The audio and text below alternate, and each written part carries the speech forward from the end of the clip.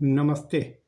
Last series में बात करते हैं देश के सबसे बड़े घोटाले की, जो 22,842 करोड़ रुपए का है। जी हाँ, चौंकिए मत, आपने सही सुना। 28 बैंकों को चूना लगाकर 22,842 करोड़ रुपए का घोटाला कर दिया गया।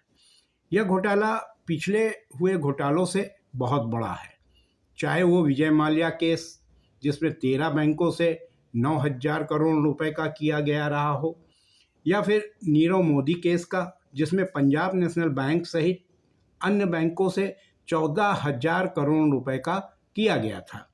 इस घोटाले को अंजाम देने वाली कंपनी का नाम एबीजी शिपयार्ड है, जो गुजरात बेस है, जिसको 1985 में स्थापित किया गया था और इसका मुख्यालय मुंबई में है। यह कंपनी पानी की जहाज का निर्माण, उसकी डिजाइन, रिपेयर का काम करती है। इसकी सह company ABG international private limited है। इस घोटाले में दोनों ही कंपनियां शामिल हैं। जहां तक इस घोटाले की अवधि की बात है तो ये 2012 से लेकर 2017 तक का है। कंपनी ने कारोबार के लिए 28 बैंकों से लोन लिया और लोन के रुपयों का उपयोग अपने कारोबार में न कर इन रुपयों को विदेश में जमा कराया। इससे प्रॉपर्टी खरीदी और रुपयों को कंपनी से दूसरी कंपनी में भेजा।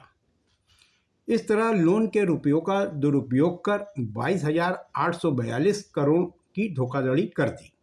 28 बैंकों के कंसोर्टियम यानी समूह का नेतृत्व प्राइवेट बैंक आईसीआईसीआई द्वारा किया गया, जिसके साथ दूसरे नंबर पे आईडीबीआई बैंक था, तो वहीं स्टेट बैंक ऑफ इंडिया जैसे सरकारी बैंक भी शामिल हैं।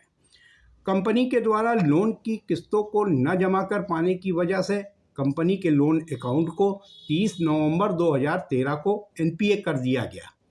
एनपीए का मतलब नॉन परफॉर्मिंग असेट, गैर निष्पादित संपत्ति। जब लेनदार बैंक कर्ज की ईएमआई देने में असफल हो जाता है तो बैंक द्वारा लोन अकाउंट को एनपीए कर दिया जाता है।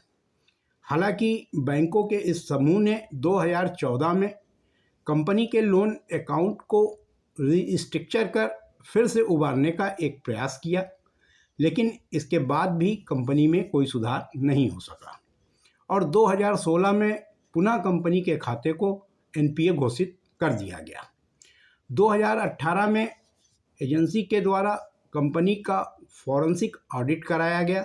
फॉरेंसिक ऑडिट वित्तीय अनियमितता एवं धोखाधड़ी का पता लगाने के लिए वित्तीय संबंधित सभी रिकॉर्ड और स्टेटमेंट का बारीकी से अध्ययन और जांच कर गड़बड़ी का पता लगाती है। इस मामले में फॉरेंसिक ऑडिट की रिपोर्ट के निष्कर्षों को 2019 में लोन देने वाले बैंकों के समूह की एक संयुक्त बैठक में रखा गया। तब इस घोटाले का पता लगा। स्टेट बैंक ऑफ इंडिया ने 2019 और उसके बाद 25 अगस्त 2020 में CBI central bureau of investigation को एबीजी शिपयार्ड कंपनी के द्वारा की गई धोखाधड़ी की कंप्लेंट की थी।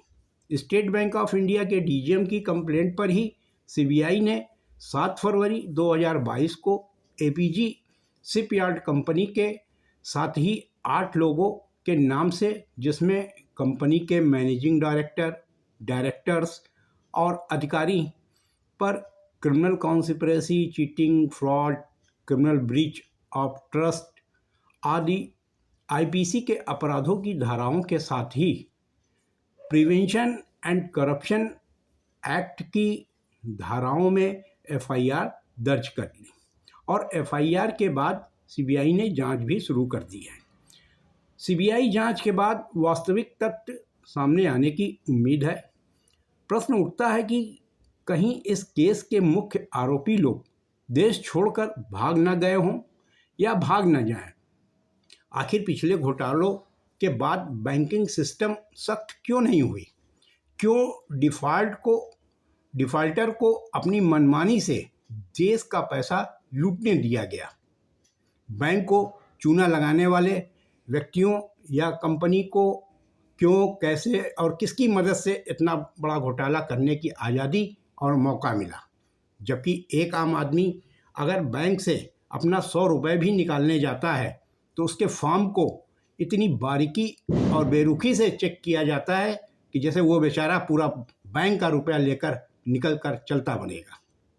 उम्मीद करते हैं सभी दोषियों को पकड़कर उनके खिलाफ कानूनी कार्रवाई कर सज़ा दिलाई जाएगी और उनसे घोटाले का सारा पैसा वसूला जाएगा।